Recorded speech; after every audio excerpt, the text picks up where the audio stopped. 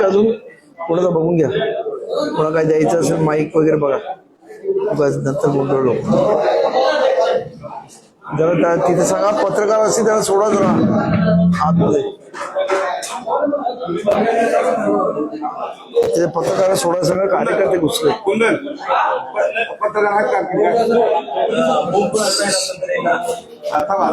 ते सर्व येऊ द्या, ते शांत काही नका करू. काय नंतर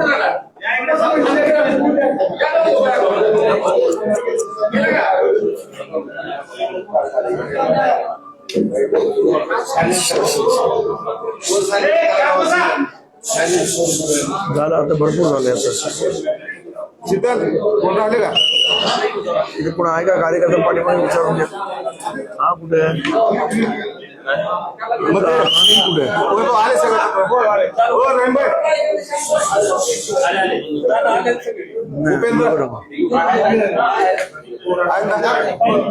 चालू करायचं. अरे सर्व पत्रकार आले का अनिल?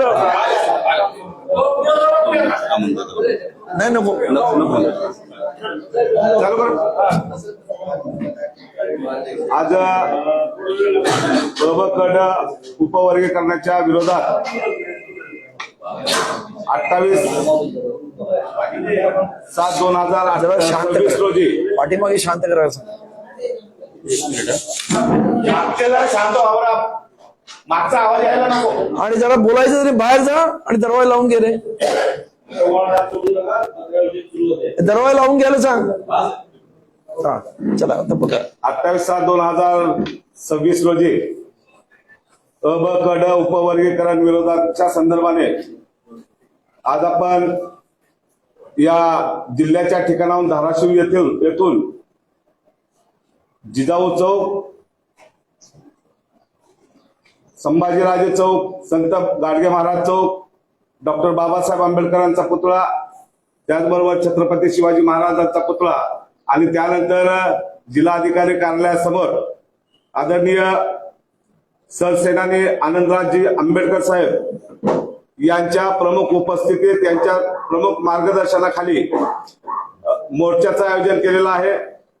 या मोर्चाच्या आयोजनापूर्वी आज आपल्या जिल्ह्यातील सर्व पत्रकार बंधूंशी संवाद साधण्यासाठी आपल्याला या ठिकाणी बोलवण्यात आलेलं आहे.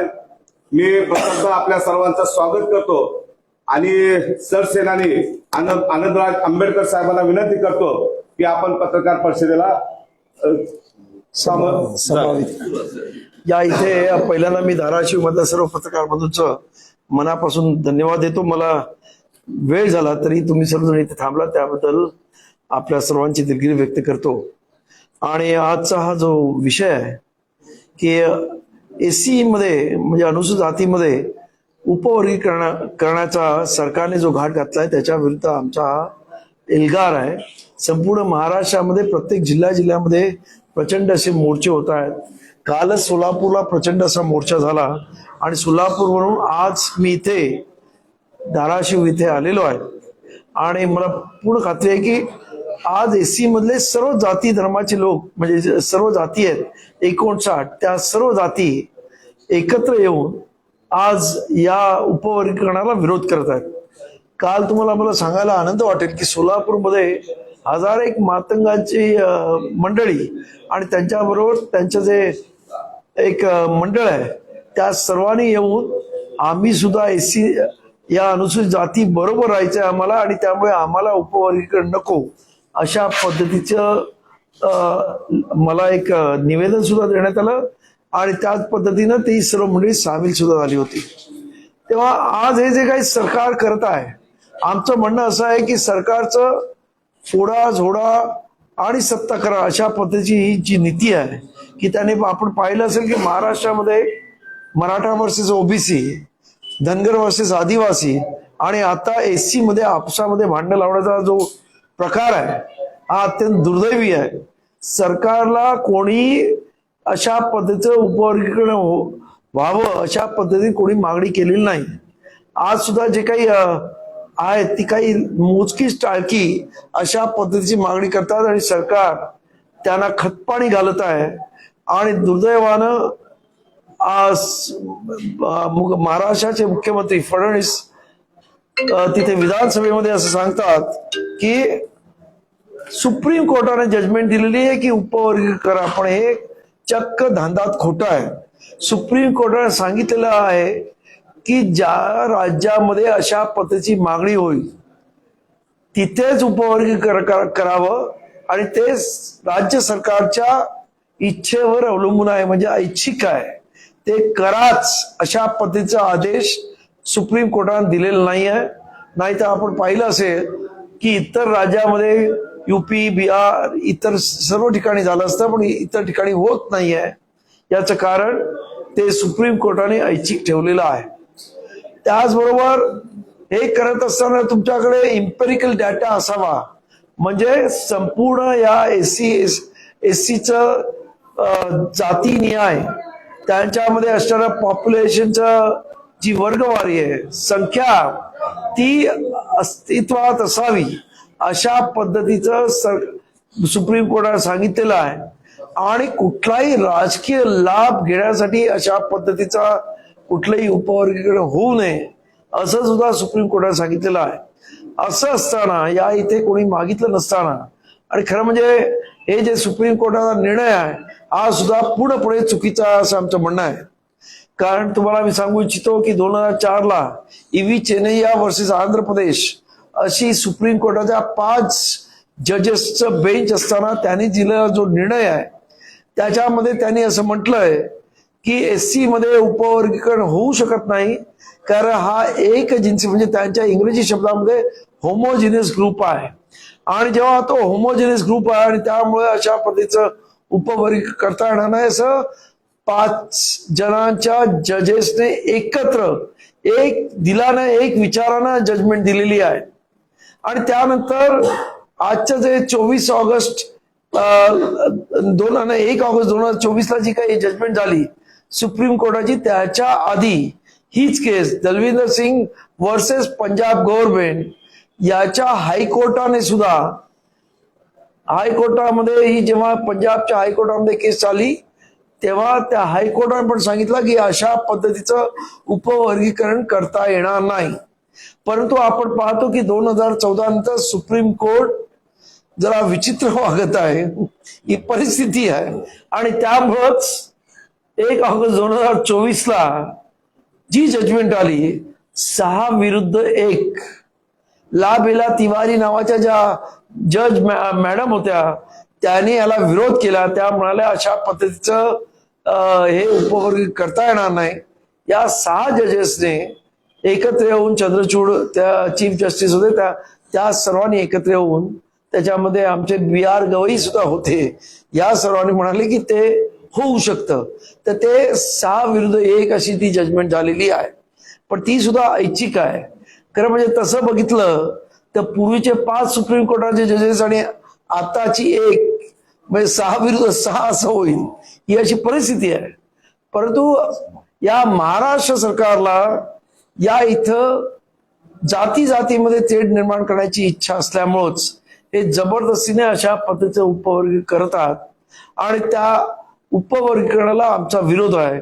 कारण बाबासाहेब आंबेडकरांनी जेव्हा उपवर्गीकरण म्हणजे हे आरक्षण दिलं तेव्हा बाबासाहेब आंबेडकरांनी कुठच्याही जातीला असं वेगळं समजलं नाही. त्यांचं असं म्हणणं होतं, बाबासाहेब आंबेडकर नेहमीच असं म्हणाले की या सर्व अनुसूचित जातीला बाबासाहेब आंबेडकरांच्या लिखाणामध्ये डिप्रेस क्लास म्हणजे दलित वर्ग अशा पद्धतीने त्यांच्या लिखाणामध्ये संबोधलं गेलेलं आहे. कारण बाबासाहेब आंबेडकरांचं म्हणणं होतं की ह्या जाती नाही आहेत. एक लक्षात घ्या, ज्या अनुसूचित जातीमध्ये आपण जाती म्हणतो त्या जाती नाही आहेत. बाबासाहेबांनी त्यांच्या लिखाणामध्ये असं लिहिलंय की हिंदू धर्मामध्ये 4 वर्ण आहेत, एक ब्राह्मण आहे, दुसरा क्षत्रिय आहे, तिसरा वैश्य म्हणजे वाणी आहेत, चौथा शूद्र म्हणजे तेली माळी कोळी आपण ज्याला OBC म्हणतो तो वर्ग आहे. त्यानंतर हा अनुसूचित जाती आणि अनुसूचित जमाती हे हिंदू धर्माचे भाग नाहीत. आणि मग तुम्ही म्हणाल की ह्या जाती कशा, तर हे जे काही कामं करतात अनुसूचित जातीतली मंडळी जी कामं करतात, म्हणजे जे चामड्याची कामं करतात त्यांना चर्मकार, जे ढोरांचं ते कातळं वगैरे काढण्याचं काम होतं, ढोर, अशा पद्धतीने त्यांच्या कामाच्या नुसार त्यांना नावं दिलेली आहेत. तर हे संपूर्ण अनुसूचित जातीला सर्वांचं सर्वांना एक प्रकारे त्रास झालेला, अस्पृश्यतेचे चटके सर्वांना एक प्रकारचे बसलेले आहेत. आणि त्यामुळे बाबासाहेब आंबेडकरांनी याला डिप्रेस क्लास म्हणून म्हटलेलं आहे. फक्त याला आरक्षण मिळालं पाहिजे अनुसूचित जातीना, म्हणून संविधानामध्ये अनुसूचित जाती असा यांचा उल्लेख करण्यात आलेला आहे. त्यामुळे यांचा खरं म्हणजे जातीशी काही संबंध नाही. तेव्हा आमचं असं म्हणणं आहे, जेव्हा बाबासाहेब आंबेडकर यांना कुठेही संविधानामध्ये याच्यामध्ये कुठल्याही प्रकारचा भेदभाव या अनुसूचित जातीमध्ये करत नाहीत, मग सरकारने अशा पद्धतीचा भेदभाव का करावा? आणि त्यामुळंच आमची लढाई आहे की आम्ही सर्व एक जिन्सी आहोत, होमोजिनस आहोत. आज आमच्या बरोबर खांद्याला खांदा लावून चर्मकार बांधव, ढोर बांधव, खाटीक आहेत, होलार आहेत, काल सर्व जातीची सर्व मंडळी सोलापूरला सर्वच नेते होते. आणि अख्ख्या महाराष्ट्रामध्ये या सर्व जाती एक दिलानं एक विचारानं या उपवर्गीकरण विरोधामध्ये उपस्थित झालेल्या आहेत. आणि त्यामुळं सरकारला आमचं सांगणं आहे की या देशामध्ये सुप्रीम कोर्ट किंवा संसद याच्यापेक्षाही जनता सुप्रीम आहे.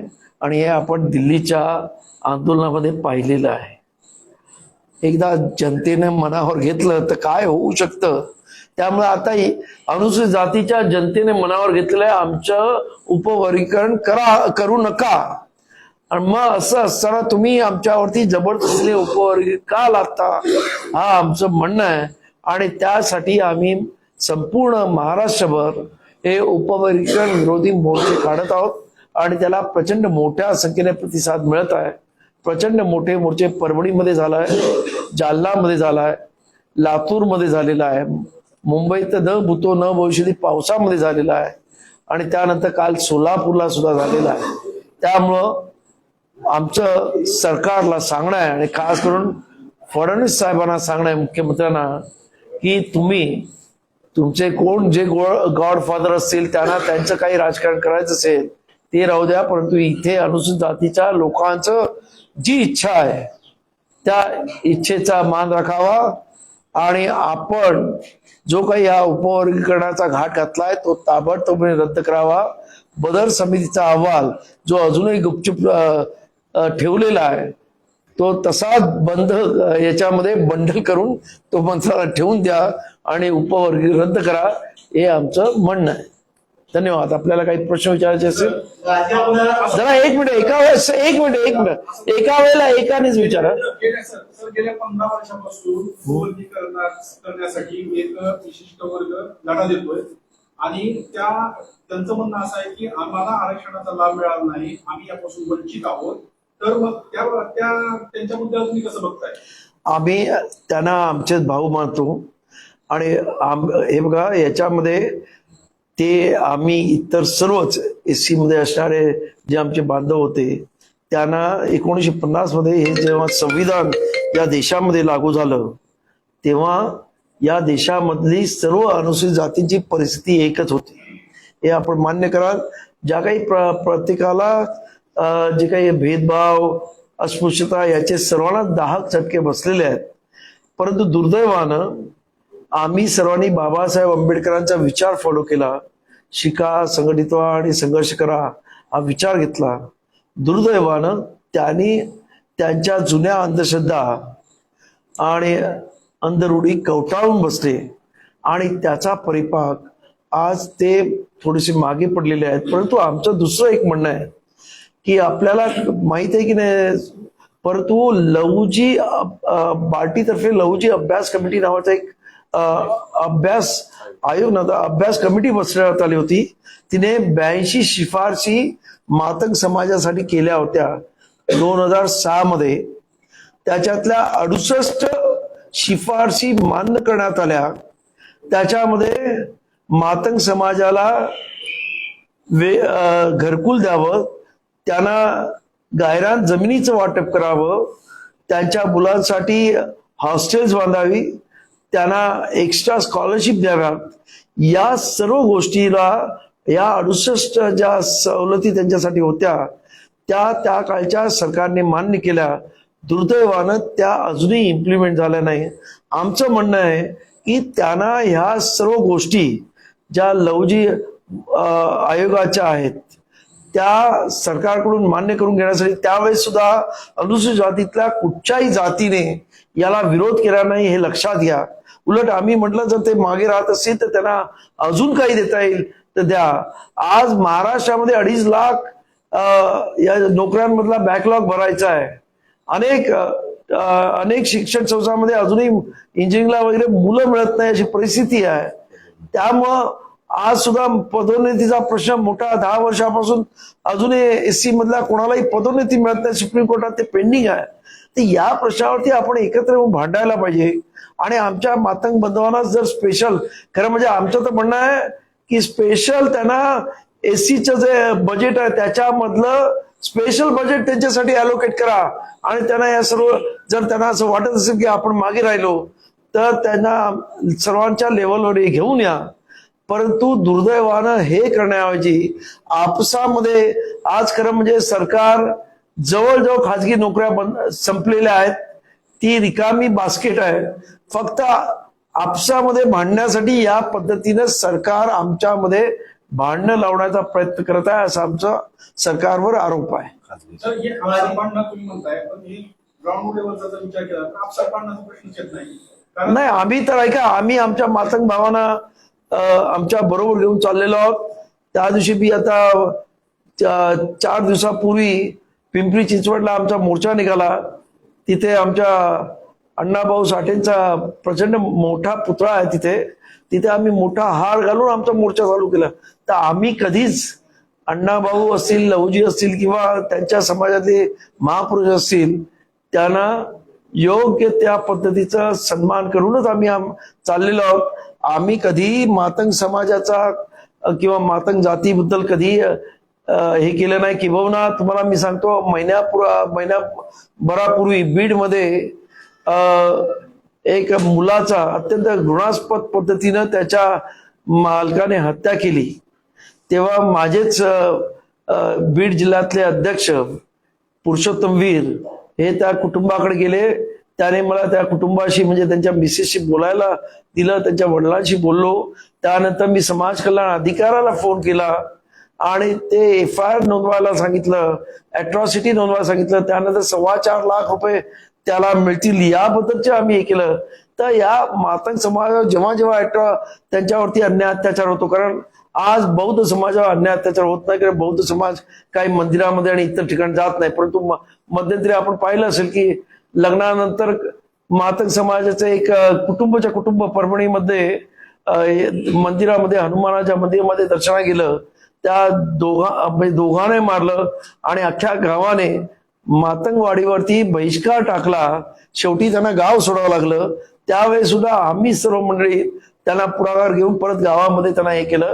त्यामुळे आम्ही त्यांना आमच्या बरोबरीने आमच्या म्हणजे या इथं जेव्हा अन्याय अत्याचार होतो तेव्हा आंबेडकरी समाज हा नेहमीच सर्व जातींसाठी धावून पुढे जातो किंवा रस्त्यावरच्या लढाईमध्ये पण आंबेडकरी समाजच पुढे असतो. ही सत्य परिस्थिती आहे. त्यामुळं आज काही मंडळी मनुवादांच्या हाताला लागून मातंग आणि हा वाद निर्माण करत आहेत. तो वाद टाळण्याचा आमचा प्रयत्न आहे आणि मला पूर्ण खात्री आहे की तो नक्की टाळला जाईल. आणि आम्ही आज सुद्धा बाबासाहेब आंबेडकरांच्या नामांतराच्या पोचराम कांबळे सारखे शहीद झालेले आमचे मातंग बांधव आहेत. आंबेडकरी चळवळीला ही सर्व मंडळी पूर्वीपासून वाहून घेतलेली आहे. हे आता काही नव्यानं निघालेले आणि मनुवाद्यांच्या हाताला लागलेली जी काही मंडळी आहेत त्यांचाच याला सर्वांना विरोध आहे आणि त्यांनाच हे ऐक्य नको आहे असं आमचं म्हणणं आहे. जरा एक मिनिट कोण ऐकायला या पुढे या. अरे या कार्यकर्ते मागे व्हा. पत्रकार पुढे द्या. पुढे या. अलीकडे कुंदनपल्ली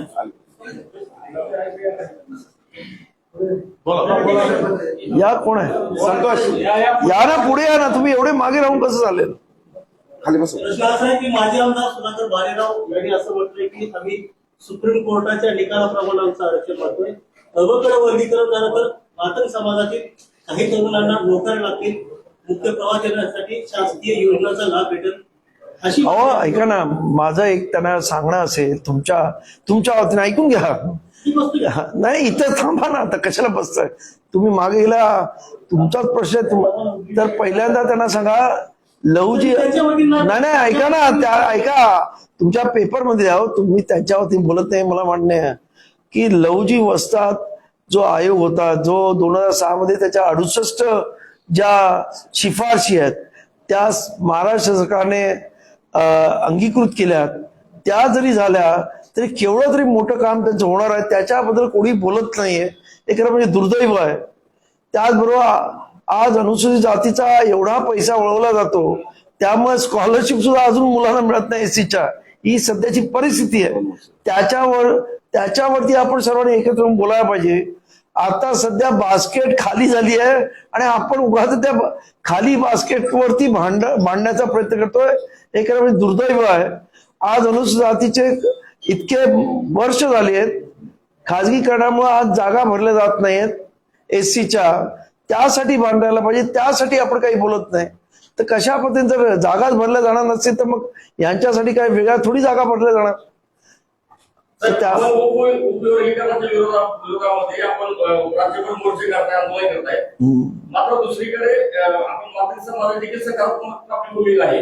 हो बरोबर आहे. तरी देखील आपल्या उपयोगीकरणाला लागू करण्यात यावे यासाठी मातंग समाजाच्या वतीने राज्यामध्ये आपल्याला उत्तर आंदोलन सुरू केलेलं आहे. हो मला माहिती, ऐका ना, मला माहिती आहे ते आंदोलन चालू केलेलं आहे आणि त्याच्या मागे कुठची शक्ती आहे ती पण आम्हाला माहिती आहे. त्यामुळे ती मनुवादी शक्ती आहे. ती आता नावं घेण्यासारखं नाही, फक्त एक ब्रॉड बेस म्हणजे मनुवादी शक्ती आहे. नाही नाही मनुवादी शक्ती आहे एवढंच बोललं. स्पष्ट नाव घेण्यासारखी आहे. नाही काही ऐका ना, ऐका ना, मी उगाच कोणाचं नाव घेऊन त्यांना मोठं करू इच्छित नाही.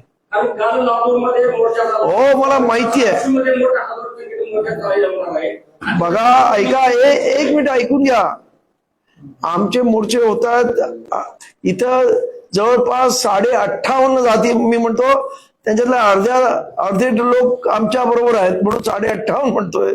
58% लोक एकत्र असतात, त्यांचे मोर्चे जे होतात तेवढे यांचे मोर्चे होऊ शकत नाही. हो साधा कॉमन सेन्स आहे.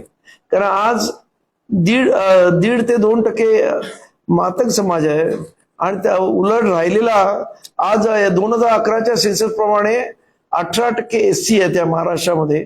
मग राहिलेले 16% एकत्र आहेत. म्हणजे कसे मोर्चे आमच्या विरोधात मोठे मोर्चे होत कसे शकतात. तर त्यामुळं जे काही हे होत आहे त्याला कोण स्पॉन्सर आहे ते तुम्ही पत्रकारांनी शोधक पत्रकारिता आपली करायला पाहिजे असं माझं मत आहे. अरे जरा त्यांना बघू द्या ना, त्यांना राज्यात अनेक दिवस झाले तुम्ही मोर्चे काढताय. सरकार नावाच्या यंत्रणेने आपल्याशी संपर्क केलाय का किंवा आपला काही सरकारशी गावात्मक संवाद झालाय का? काय पद्धतीचा सरकारचा निर्णय याच्यावर? सरकारचा बिलकुल प्रतिसाद मिळत नाहीये. एवढंच नव्हे तर 29 पैकी 27 आमदारांनी मुख्यमंत्र्यांना पत्र दिलंय आणि त्यांना चर्चेसाठी आम्हाला बोलवा म्हणून सांगितलंय. अजूनही 27 एससी आमदारांना सुद्धा सरकार बोलवत नाही. एवढं सरकारचं म्हणजे जबरदस्तीने हे उपवर्गीकरण करण्याचा घाट आहे. पण सरकारला म्हणून तर आम्ही सांगू इच्छितो की सरकार असो किंवा ऐका ना सुप्रीम कोर्ट असो, सर्वात वरती जनता असते आणि हे दिल्लीमधल्या जंतर मंतर मध्ये विद्यार्थ्यांनी दाखवून दिलेलं आहे. सर आपण बोला. अरे एक बोला रे भाऊ, बोला. असं आहे की आपलं संविधानाच असं म्हटलंय की वंचित घटकाला न्याय मिळाला पाहिजे. बरोबर आहे. नोकऱ्यांचं प्रमाण जर पाहिलं, कोणाचं? नोकरीचं जर प्रमाण पाहिलं शासकीय, तर एसटी घटकाला म्हणजे तितका लाभ मिळालेला नाही. उपवर्गीकरण केल्यामुळे एसटी घटकाला त्याच्यामध्ये लाभ. एसटी हा वेगळा प्रश्न आहे. एसटी मध्ये ऐका, एससीचं उपवर्गीकरण झालं की एसटीचं उपवर्गीकरण त्यांना करायचंय. कारण एससी आणि एसटी दोघांसाठी तो आज सुप्रीम कोर्टाने जे काही जजमेंट दिली आहे ती एससी एसटी साठी दिली आहे. पहिल्यांदा ते एससीचं उपवर्गीकरण करायचं म्हणतात, नंतर एसटीचं करायचं म्हणतात. तुम्हाला थोडस जरा गडबड झाली तुमच्या राज्य याच्यात. सरकारने जर उपवर्गीकरण लागू केलं तर तुमची पुढची भूमिका काय राहील?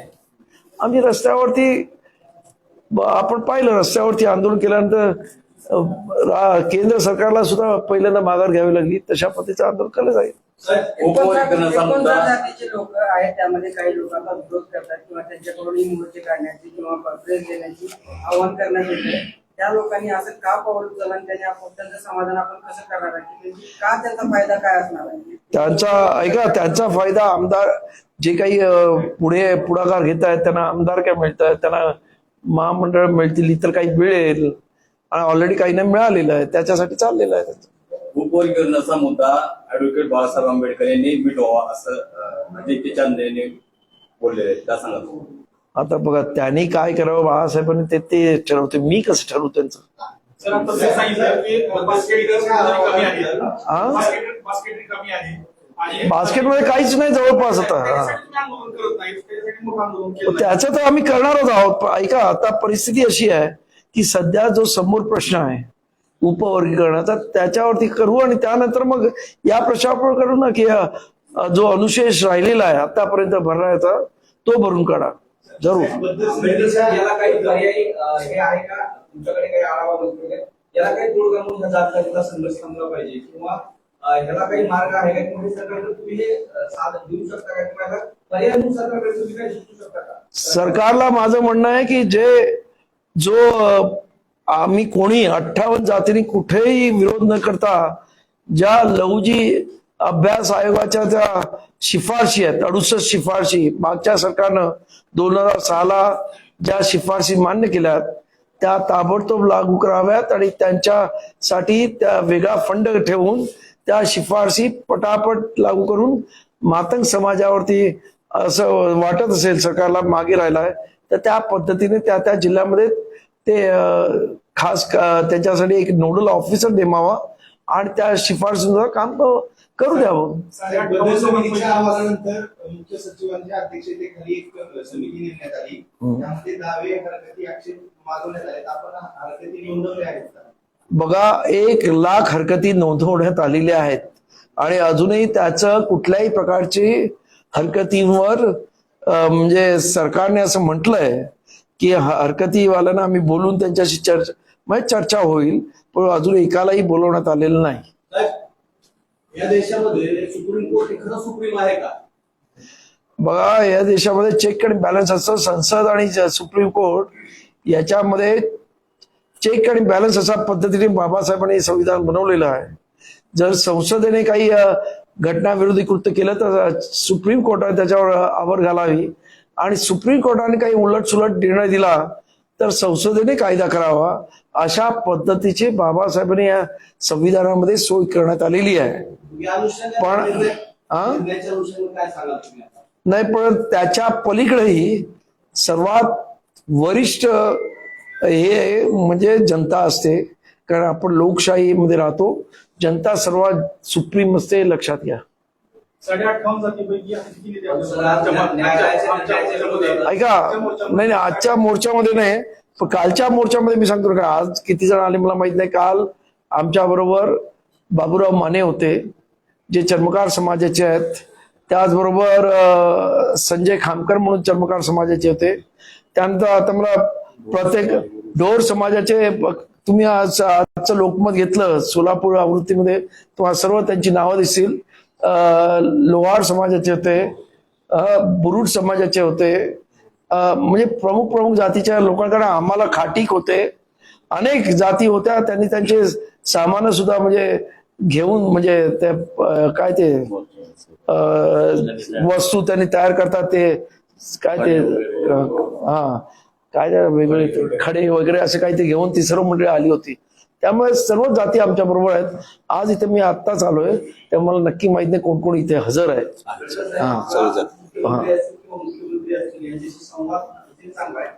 नाही सरकार संवाद करू इच्छित नाही. मी सुद्धा लेटर दिलेलं आहे त्याला. 1 महिना ऐकून घ्या 1 महिना झाला की मुख्यमंत्र्यांनी याच्यावर वेळ द्यावी. मुख्यमंत्री वेळ द्यायला तयार नाही. 27 आमदारांनी विधानसभेमध्ये त्यांच्याकडे वेळ मागितली. त्या 27 आमदारांना सुद्धा मुख्यमंत्री भेटायला तयार नाही. ही आजची परिस्थिती आहे. उपवर्गीकरण न करता अनुसूचित जातीमध्ये इतर सर्व जातींना विकासाचा लाभ मिळावा किंवा आरक्षणाचा फायदा मिळावा त्यासाठी पर्याय काय आहे? त्याच्यासाठी आता मातंग समाज एकच अनेक असे जाती आहेत जे 0.1% वगैरे आहेत. त्यांच्यामध्ये अजूनही काही जणांना अजूनही त्यांच्यामध्ये IAS कोणी झालं नाही. पण ते म्हणतात की आम्ही 13% आहोत, आम्ही SC येईन सगळं आहोत, आमची मुलं कॉम्पिटिशन करतील आणि येतील ना. तो असं वेगळ्या पद्धतीने करण्याची गरज नाही. परंतु यांचं म्हणणं आहे की आम्ही यांच्यापेक्षा ऐका जो इंडेक्स काढलेला 2011 मध्ये त्याच्यामध्ये या SC मध्ये सर्वात जास्त पुढारलेल्या समाजाचा चर्मकार, त्यानंतर दुसरा समाज आहे तो आंबेडकरी समाज आणि तिसरा मातंग आहे आणि त्यानंतर इतर राहिलेल्या 56 जाती आहेत. त्यामुळे हे जे काय म्हणतात की आम्ही फारच मागे राहिलो असं काही राहिलेलं नाही. फक्त हा इश्यू बनवण्यात येतोय. आंबेडकरी समाजाला वेगळं पाडण्याचा प्रयत्न होता, परंतु आम्ही पुढाकार घेतल्यामुळं आज सर्वच अनुसूचित जातीतल्या सर्व जाती आज एकत्र आमच्या बरोबर आलेल्या आहेत आणि त्यामुळे सरकारचा जो आंबेडकरी समाजाला एका वेगळं पाडण्याचा जो डाव होता तो आम्ही हाणून पाडलाय. आणि म्हणून मला असं वाटतं की सरकारचं जे काही प्रयोजन किंवा सरकारचं काही जे काही मनसुबे होते ते आम्ही धुळीच मिळवले असं आम्हाला वाटतं. धन्यवाद. आभार मानतो.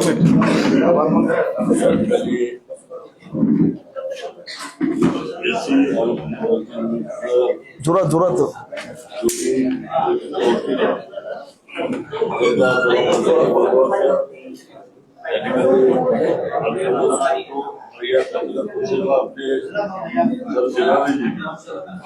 आंबेडकर साहेब त्याचबरोबर महाराष्ट्राचे अध्यक्ष सूर्यवंशी डॉक्टर आपले आलेले धनंजय शिंगाडे, त्याचबरोबर अली हजारे, पद्मेश काटेजी, युसुफ भाई खान आणि सर्व सगळ्या SLGचे कार्यकर्ते उपस्थित झाले त्याबद्दल सर्वांचा